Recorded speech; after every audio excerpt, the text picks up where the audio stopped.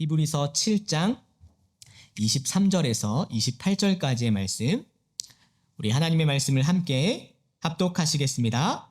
제사장 된 그들의 수요가 많은 것은 죽음으로 말미암아 항상 잊지 못함이로되 예수는 영원히 계심으로 그 제사장 직분도 갈리지 아니하느니라.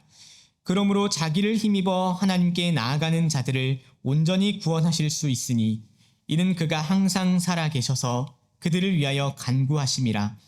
이러한 대제사장은 우리에게 합당하니 거룩하고 악이 없고 더러움이 없고 죄인에게서 떠나 계시고 하늘보다 높이 되시니라. 그는 저 대제사장들이 먼저 자기 죄를 위하고 다음에 백성의 죄를 위하여 날마다 제사 드리는 것과 같이 할 필요가 없으니 이는 그가 단번에 자기를 들여 이루셨음이라. 율법은 약점을 가진 사람들을 제사장으로 세웠거니와 율법 후에 하신 맹세의 말씀은 영원히 온전하게 되신 아들을 세우셨느니라. 아멘. 오늘 말씀 제목은 영원히 계시는 대제사장이라는 제목으로 우리 하나님의 말씀을 함께 나누고자 합니다. 여러분 살다 보면 때때로 감히 감당할 수 없는 무게의 사건을 경험하기도 하는 것 같습니다. 감당하기 어려운 무게의 사건을 경험할 때가 되면 모든 사건 그리고 그 사람들 앞에서 어떤 의미를 부여하거나 해석하는 것 자체가 버거워질 때가 있는 그런 사건들이 있습니다.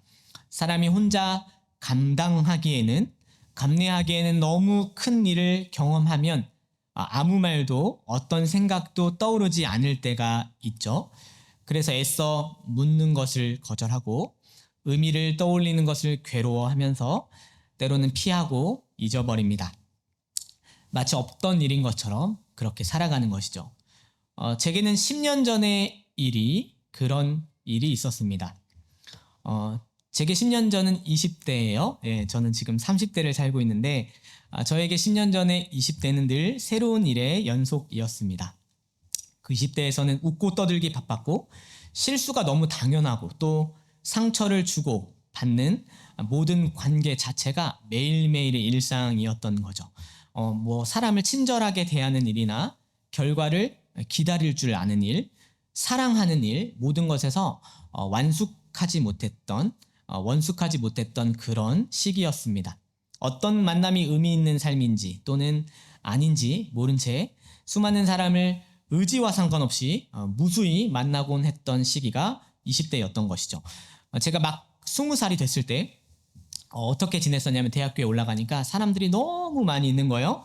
그래서 제가 한 학기 만에 만난 사람들 다 받아들여서 한 학기 만에 500명의 연락처를 받아 저장하고 아주 바쁘고 신나게 지냈던 그런 시절이 있었습니다. 그때는 그게 마냥 그렇게 좋았던 것 같습니다. 그렇게 흘러가고 20대가 지나갔는데요. 그러다가 제대를 하고 나서 졸업을 앞둔 시기에 어떤 사건을 겪고 나서 어떤 관계 그리고 사회에 좀 일종의 회의감이 좀 들어서 어떤 세상의 즐거움보다 감히 주님을 더 알고 싶다는 강렬한 열망이 제게 찾아와서 그 열망 가지고 세상 등지고 내가 주님 한번 참으로 섬기면서 말씀 한번 제대로 알아보겠습니다라는 어떤 의욕으로 저를 스스로 몰아세웠던 것 같습니다. 제가 그렇게 2013년에 대학교를 졸업하고 신학대학원에 입학하고 이제 사역을 시작했습니다. 전도사 생활을 시작했는데요. 그렇게 전도사 생활을 시작하고 나자마자 전 무엇을 했냐면 소위 말하는 명문대에서 취업을 하고 또 석박사를 하고 사회적으로 경제적으로 독립을 이루는 선배, 후배, 동기들을 보면서 의도적으로 500명의 그 사람들과 거리를 두었던 것 같습니다.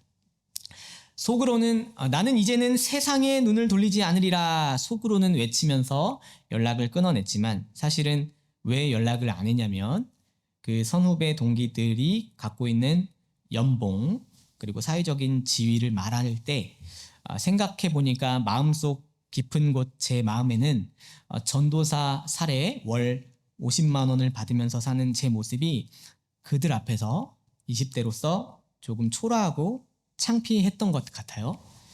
그래서 이제서 생각해 보니까 사실은 제가 세상을 등진 게 아니라 제 스스로 숨고 싶었던 것 같습니다. 새 속에 등을 진 게 아니라 사실은 애써서 세상으로부터 저를 감추었던 시기가 20대 후반이었던 것이죠. 그리고 나서 제게 감당할 수 없는 일이 하나 일어났는데요. 2013년 12월 7일 토요일에 제가 자격지심을 좀 갖고 있었던 것 같아요. 그런데 연락을 끊고 있었던 동기에게, 아주 친한 동기에게 페이스북 연락이 왔습니다. 잘 살고 있는가? 라고 메시지가 왔는데요. 저는 그 자격지심, 세상에로부터 숨어 있었던 그 제 모습이 조금 부끄러웠는지 그 메시지에 답을 하지 않았습니다. 그리고 5개월 뒤에 어떻게 됐냐면 그 5월에 어느 날 8년 전 제 동기는 9년 전이 되겠네요. 9년 전에 제 동기는 자취방에서 쓸쓸히 주검으로 발견되었습니다. 감당할 수 없는 일이었어요, 저에게는. 그 감당할 수 없는 일에는 아무 질문도 의미도 묻지 못하고 그저 가슴에 담았습니다. 어떤 존재 그리고 삶에 새기는 그 기억이 사실은 고스란히 오늘까지도 저를 힘들게 합니다. 메시지에 대해서 답을 하지 않았다는 자책, 안부를 물을 때 손 잡아주길 원하는 이의 손길을 모른 척했다는 그 마음이 아직도 저를 사로잡아서 누구에게도 터놓고 말하지 못했지만 사실은 그것이 지금도 저를 힘들게 하는 것이죠. 그리고 저는 그 일 이후에 사람을 깊이 사귀는 일을 아직도 어려워합니다.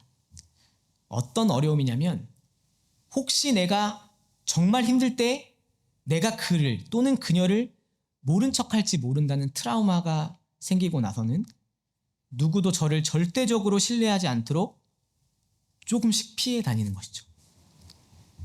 그리고 그 일이 마치 없었던 것처럼 10년 동안 오늘을 살고 있습니다. 애써 그 기억을 회피하면서 그렇게 사는 것이죠. 그래서 혹 제가 여러분을 피해 다니거든 그런 줄로 알고 계시면 좋겠습니다. 이처럼 제가 이런 이야기를 하는 이유는 무엇 때문이냐면 사람이 죄인이라는 것을 경험한다는 건 어떻게 경험을 하는 거냐면 그냥 추상적으로 그냥 머릿속으로 하나님 앞에서 죄가 죄를 범했습니다라는 그런 단순한 아주 추상적인 진술로 말하는 것보다 내가 죄인이라는 건 훨씬 더 구체적이고 실제적으로 비참하게 다가온다는 걸 여러분에게 말하고 싶은 거예요. 내가 죄인이라는 건 어떻게 나타나냐면 한 사람도 제대로 사랑할 수 없는 내 마음을 보는 것이고 아무리 다짐하고 애써서 열망을 다해도 모든 것이 어떨 때는 허무해지는 공허한 마음이 드는 게 죄인의 모습이고 내가 의도하지 않았던 일 때문에 아파하는 게 죄인의 모습이고 통제할 수 없는 일들을 사실은 끌어안고 살아내야만 하는 게 그렇지만 간절히 바라는 일과는 전혀 다른 방향으로 일이 벌어지는 그런 삶이 죄인이 경험하는 아주 구체적이고 실제적인 삶인 것이죠. 그게 어떤 결과로 나타나냐면 우리 안에서는 깨진 가정, 병든 몸, 잠들지 않는 밤, 부모 앞에서 죽어가는 가족, 원수가 잘 되는 걸 계속 봐야만 하는 심정, 같이 사는 사람에 대한 서운함, 친구 또는 가족을 용서하지 못하는 마음, 가난, 질병, 허무, 공허, 자책, 외로움, 차라리 죽고 싶은 마음, 그렇게 구체적으로 실제적으로 죄가 나타나는 것이죠. 그 죄는 어떤 결과를 나타내는 것이냐면 하나님과의 관계가 끊어진 증거이고 죄가 발아하고 싹이 트면 그 현실과 결과로 이렇게 끔찍하고 실제적인 죄가 결과로 나타나는 것입니다. 그러면서 여러분 사람이 죄인이라는 게 얼마나 구체적이고 실제적인 비참함을 가져오는가를 알게 되면 죄와 죽음 앞에서 인생의 절규가 얼마나 처절한지를 보게 되는 것입니다. 그 절규가. 그런 인생의 무게감을 경험한 인생은 어떤 해석도 판단도 때로는 내려놓고 뭘 하게 되냐면 은혜를 갖고 은혜를 바라며 구원을 소망하게 되는 것이죠. 죄를 정말로 경험하고 인정하는 자는 은혜와 구원을 바라게 되고 구원이 진짜로 갈급하게 되는 것입니다. 여러분, 우리는 모두 죄와 죽음 앞에 놓인 초라한 인생입니다. 우리 운명은 이 죄와 죽음 앞에서 하나도 선하게 의미 있게 대처할 수 있는 역량이나 능력도 없는 존재라는 걸 때로는 하나님께서 어떤 사건과 사람을 통해서 깨닫게 하실 때가 있습니다. 내가 답이 아니구나를 인정하게 되는 때, 우리도 답이 아니구나를 인정하게 되는 때, 그 일에서 참으로 하나님의 은혜로 깨닫게 할 때 우리는 어떤 반응을 하게 되냐면 구원과 생명을 향해서 손을 내밀게 되는 것이죠. 구원은 어디에 있습니까? 그 답을 오늘 우리가 말씀 속에서 한번 찾아보려고 합니다. 우리는 그 답을 어떻게 찾아야만 할까요? 첫째로 우리는 무엇을 보아야 되냐면 참된 제사라는 건 상한 심령으로 드리는 것이지만 죽음은 그것을 막는다는 걸 먼저 보려고 합니다. 여러분, 이런 죄의 상태에 대해서 율법이 우리에게 준 한 길이 있습니다. 그것은 어떤 길이냐면 제단에서 제물을 가지고 중보자를 내세워서 하나님 앞에 설 수 있도록 율법에서 한 길을 주셨습니다. 그 길은 어떤 길이냐면 내게는 없는 사죄의 은총과 나에게는 없는 구원과 생명의 길을 주시는 것인데, 그것이 꼭 필요한 요소가 뭐였냐면 속죄하는 어린 양과 하나님의 은혜에 있다는 약속의 길이 제사를 세우신 하나님의 법도에 있는 것이죠. 하나님 앞에서 나는 죄인입니다를 처절하게 분명하게 인식하고 나서 아주 구체적이고 실제적인 죄의 무게를 가지고 하나님 앞에 나오는 것입니다. 그 죄인으로서 그 제사에 나올 때 어떤 일이 일어나냐면 그 제사에서 아무 죄도 없는 양이 겸허히 죽음을 받아들이고 피를 흘리고 그 양이 찢기고 각이 뜨이고 완전히 불태워질 때,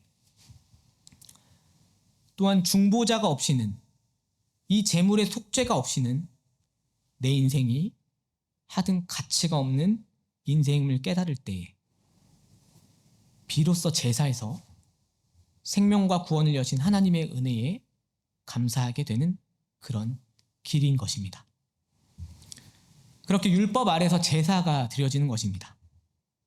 매번 반복되는 그저 형식적인 의식으로서가 아니라 참된 예배는 상한 심령이라고 하셨듯이 제단, 제물, 그리고 대제사장이란 중보자를 내세워서 내 영혼의 절규와 죄에 대한 참혹한 심령을 가지고 찢지 않고서는 드릴 수 없는 것이 바로 제사였던 것입니다. 그렇게 제물은 매일 아침, 저녁으로 드려지고 매 절기마다 드려지고 그리고 대속죄일에 드려지는 것입니다. 그렇게 대제사장 인간은 먼저 자기 죄를 위하고 다음에 백성의 죄를 위하여 다시 반복되는 제사로 끊임없이 죄인은 얼마나 구체적이고 실제적으로 비참한 존재인지, 그러나 하나님의 은혜는 그 죄의 무게보다 얼마나 더 크고 오래 참으시는지를 경험하는 게 제사인 것이죠. 그러나 오늘 말씀처럼 그 모든 일은 완전하고 영원한 약속의 성취를 향한 그림자였다라고 얘기를 합니다. 23절 말씀입니다. 제사장 된 그들의 수요가 많은 것은 죽음으로 말미암아 항상 잊지 못함이로되라고 기록되어 있습니다. 제사장은 구약 내내 많은 수요가 있었다고 말합니다. 왜 그러하였습니까? 죽음 때문입니다. 죽음 때문에 항상 잊지 못하기 때문이라고 말을 합니다. 어떤 길을 연다 하더라도, 주님을 향한 길이 열려 있다 하더라도 죽음의 한계가 있었다라고 얘기하는 것이죠. 제사, 제물, 그리고 제사장이 있어도 죽음으로 말미암아 늘 그 길은 다시 세워져야만 했다라고 얘기하는 것입니다. 죽음. 여러분, 이 죽음은 얼마나 우리로 하여금 깊은 좌절을 주는 것입니까? 제단도 제사도 일시적이고 나라가 망하면 성전도 사라지는 것이고 대제사장이 세워졌다가 죽으면 또 다시 세워야 하는 것이죠.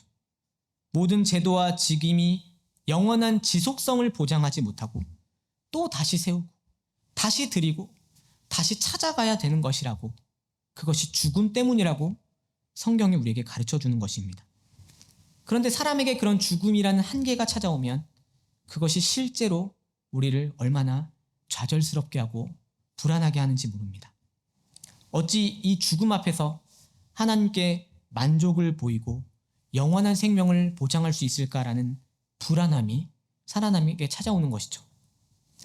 그래서 항상 우리는 주의해야 되는데 무엇을 주의해야 되냐면 예배 드리는 사람이 그 예배 형식과 의식 그 이면과 그 시면에 있는 약속의 참된 성취를 바라보지 못하면 제사나 예배는 그 의식이나 형식이 그 자체가 사람을 삼켜버리기도 하는 것입니다.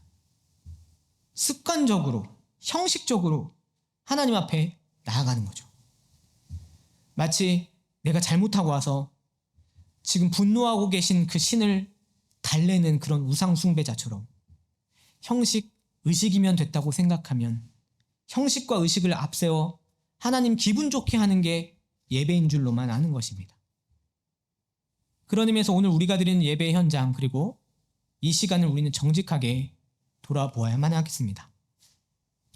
영원하게 성취해 주신 약속, 영원한 생명의 그 약속, 그 하나님의 약속과 말씀을 붙잡지 않은 채 신앙생활의 형식과 의식만을 계속 영위한다면 우리는 늘 불안함에 사로잡힌 그런 불안함 속에 사는 우상숭배자와 다를 바 없는 것입니다. 구약에서도 그리고 신약에서도 동일하게 참된 예배는 어디에서 나온다고 하셨냐면 상한 심령에서 나온 것이라고 말씀하셨습니다. 하나님께 몇 번 드렸는지나 어떻게 지극정성으로 드렸는지나 얼마나 하나님을 달랬는지가 중요한 것이 아니라 구체적이고 실제적인 그 죄의 실상과 비참함에 절규하면서 내가 죄인이라는 사실에 심령을 찢으면서 하나님의 은혜 외에는 다른 길이 없음을 믿음으로 드리지 않는다면 예배에서 누리는 참된 성취는 온데간데 없고 불안한 내 영혼만 길을 찾지 못해서 방황하는 것입니다. 그럴 때 우리는 무엇을 의지해야 될까? 오늘 말씀을 바라봅니다. 죽음 때문에 한계가 있을 때 우리는 무엇을 의지해야 될까요? 둘째로 영원하시고 온전하신 중보자는 한 분 예수 그리스도시라는 것을 우리는 붙잡아야겠습니다.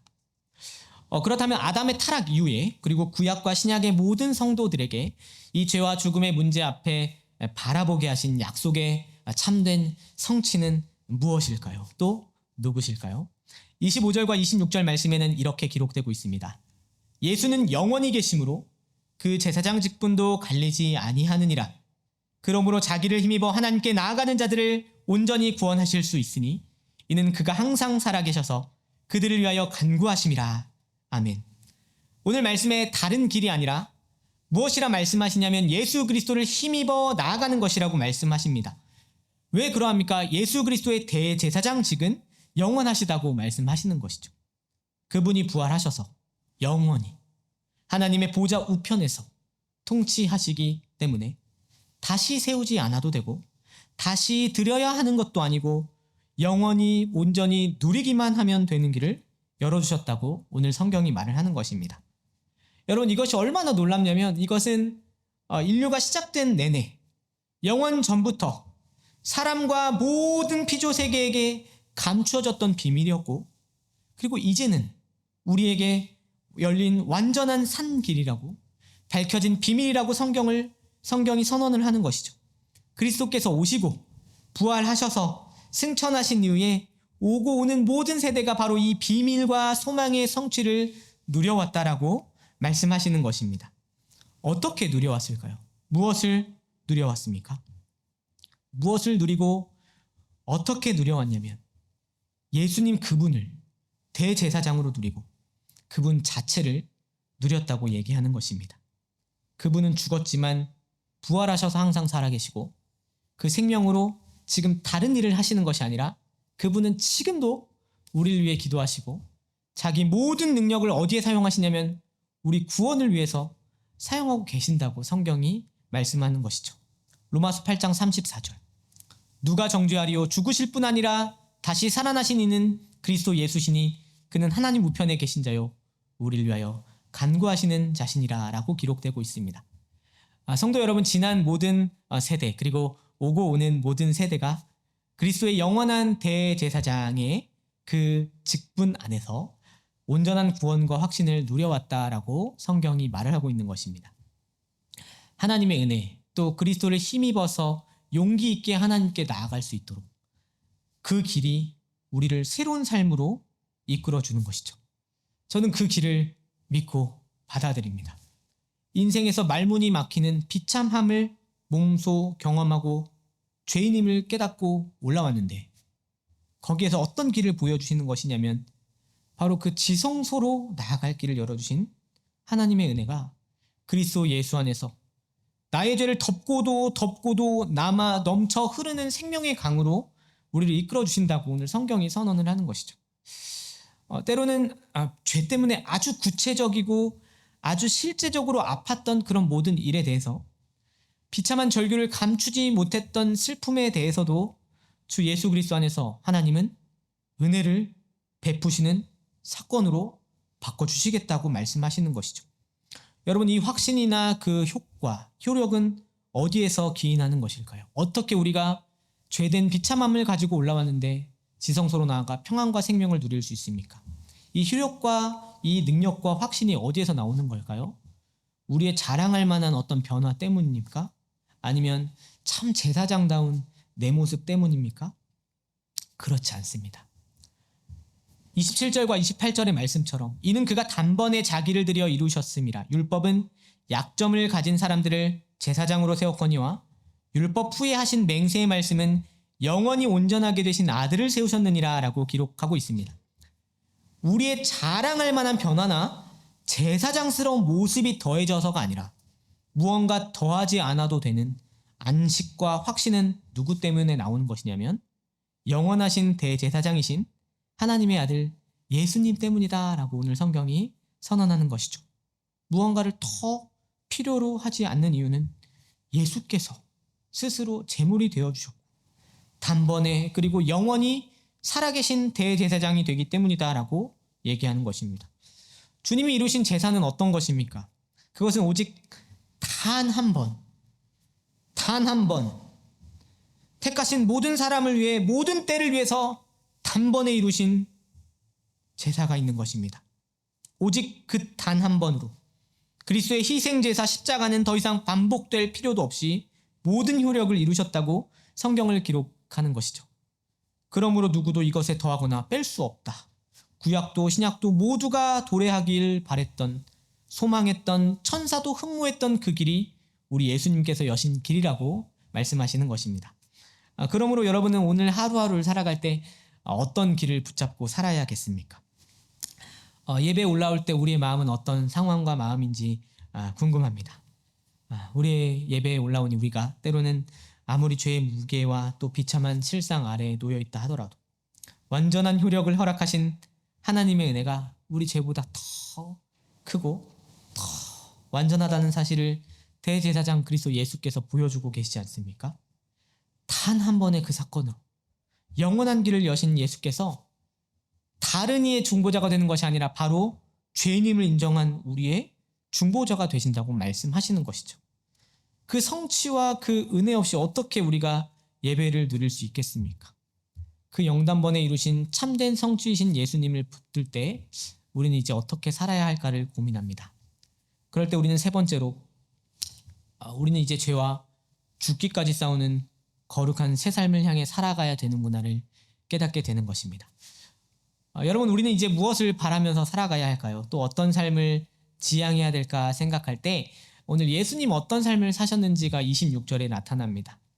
이러한 대제사장은 우리에게 합당하니 거룩하고 악이 없고 더러움이 없고 죄인에서 떠나 계시고 하늘보다 높이 되시니라 라고 예수 그리스도를 찬송하고 있습니다.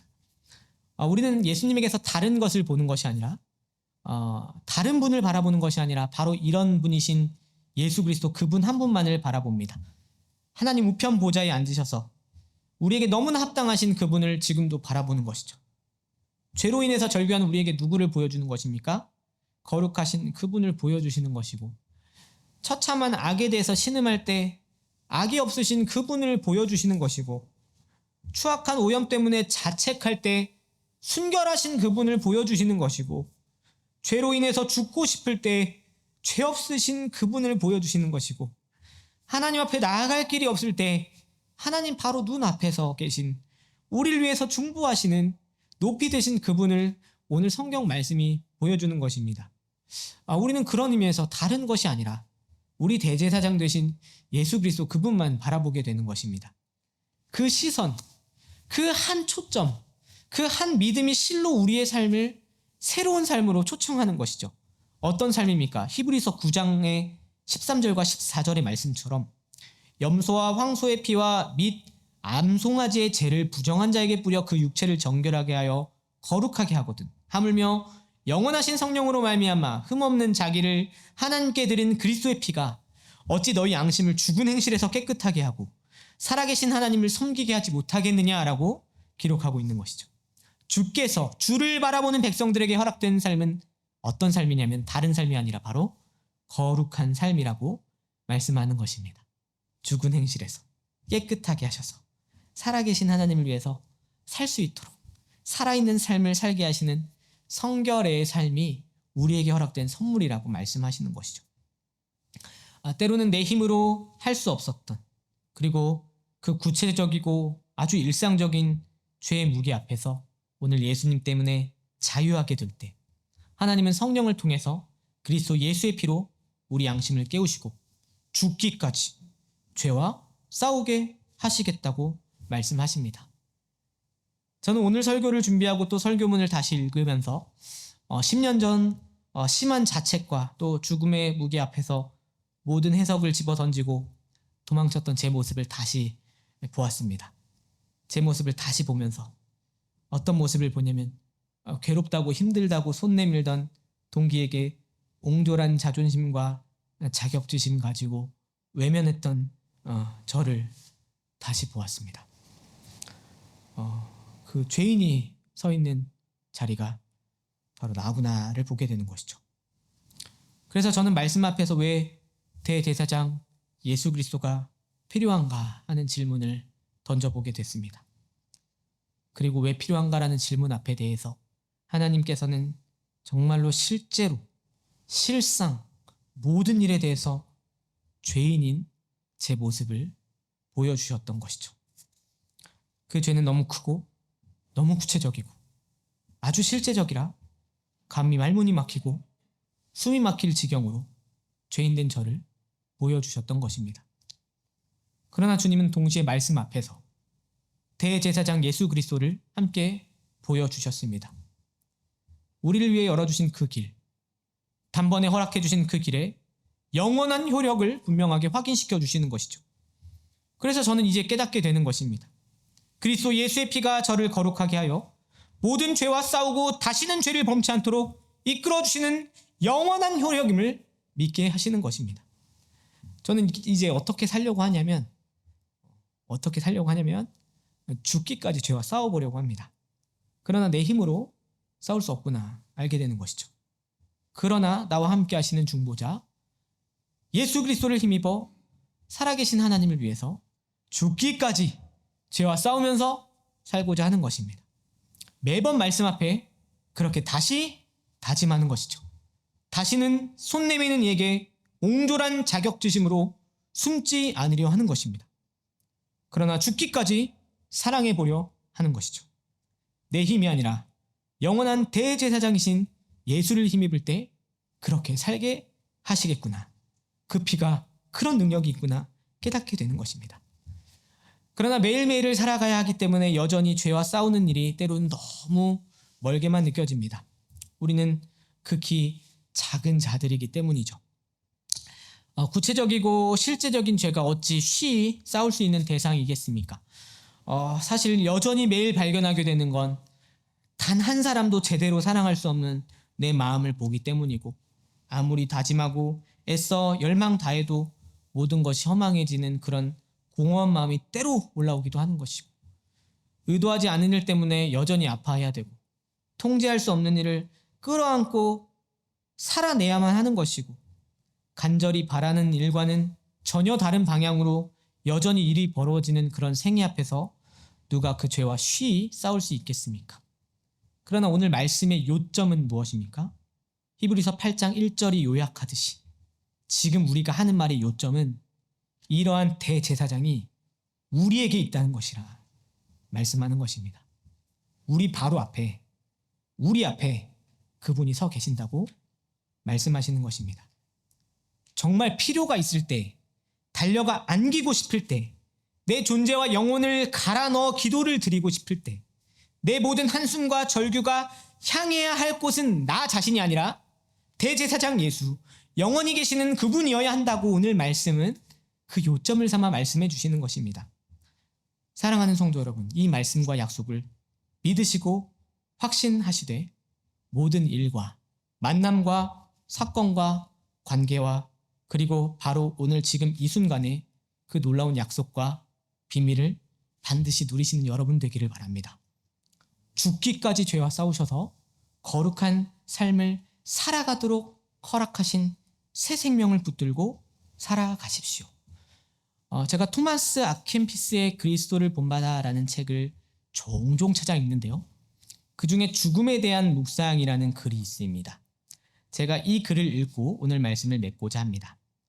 죽음에 대한 묵상에 대해서 토마스 아켄피스는 이렇게 이야기하고 있습니다. 오래 살았는데도 삶이 별로 변화된 것이 없다면 오래 산 것이 무슨 유익이 되겠습니까? 아침에는 밤이 될 때까지 살아있지 못할 수도 있다고 생각하고 밤에는 내일 아침을 다시 보게 될 것이라고 자신하지 마십시오. 순간순간마다 지금 이 모습 이대로 죽는다고 하여도 아무런 후회가 없는 그런 삶을 살아가려고 애쓰는 사람은 정말 행복하고 지혜로운 사람입니다. 세상을 온전히 멸시하고 덕에 있어서 진보를 이루고자 하는 간절한 열망을 품고서 하나님의 징계와 훈육을 기뻐하며 회개하고자 애쓰고 자원해서 순종하며 자기 부인의 삶을 살고 그리스도를 사랑해서 온갖 역경들을 감내하는 삶을 살아가는 사람은 죽음 앞에서 큰 담대함을 갖게 됩니다. 지금이라는 시간은 대단히 소중합니다. 지금이 구원의 날이고 지금이 은혜 받을 때입니다. 지금 세상에 대하여 죽는 법을 배우십시오. 죽음이 찾아오는 그때에 그리스도와 함께 사는 삶이 시작될 것입니다. 지금 모든 것을 내려놓고 버리는 법을 배우십시오. 죽음을 맞는 그때에 거칠 것이 전혀 없는 상태로 그리스도께로 갈 수 있을 것입니다. 지금 참여하며 자신의 몸을 치십시오. 죽음을 맞이할 그때에 아주 견고한 담대함을 지니게 될 것입니다. 라고 적으셨습니다. 사랑하는 성도 여러분, 예수 그리스도를 힘입을 때 다시 없을, 바꿀 수 없는 은혜의 지금을 경험하게 되실 것입니다. 소망을 잃지 마십시오. 예수 그리스도께서 영원히 여러분과 함께 계십니다.